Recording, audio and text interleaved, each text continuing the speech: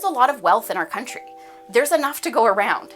And I think we've just allowed a lot of kind of now debunked economic principles of, trickle-down economic. And in reality, that just has not been borne out at all.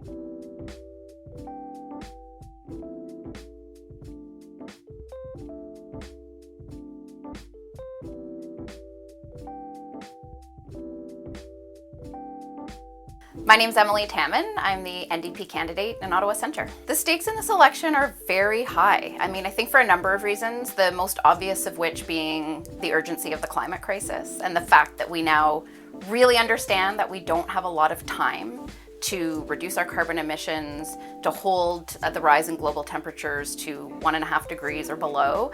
And so we don't have multiple election cycles to get this right. So I think that's one of the major stakes in this election.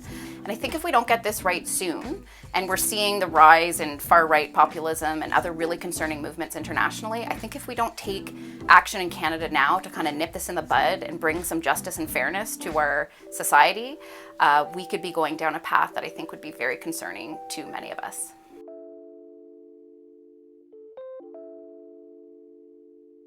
The Trudeau government, in my view, has failed Canadians in two major ways that are related to each other. So first of all, coming out in 2015 with an incredibly ambitious platform and making the case to Canadians that better is possible, that things don't have to be like this, and if you elect the right government, things can change.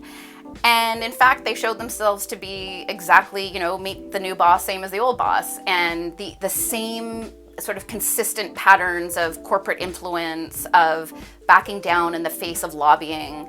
And so on the one hand, they've let down Canadians, I think, in just the very literal sense, in failing to follow through on some much needed policy commitments. And I would put electoral reform in that category as well. But I think more generally, where I think the real failure is in making that case that better is possible, and then in not being better. That the real disengagement from, I think in particular, communities who in the past hadn't been really engaged in politics, but who thought, here's someone who's actually going to do something for me to make my life better.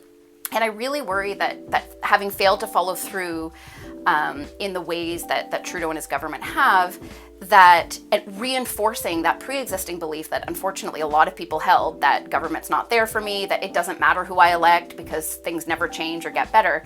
So I worry that kind of deepening cynicism that I hear from a lot of people that they're feeling, having been promised this real change and really just not seeing the kind of progress that they were hoping for.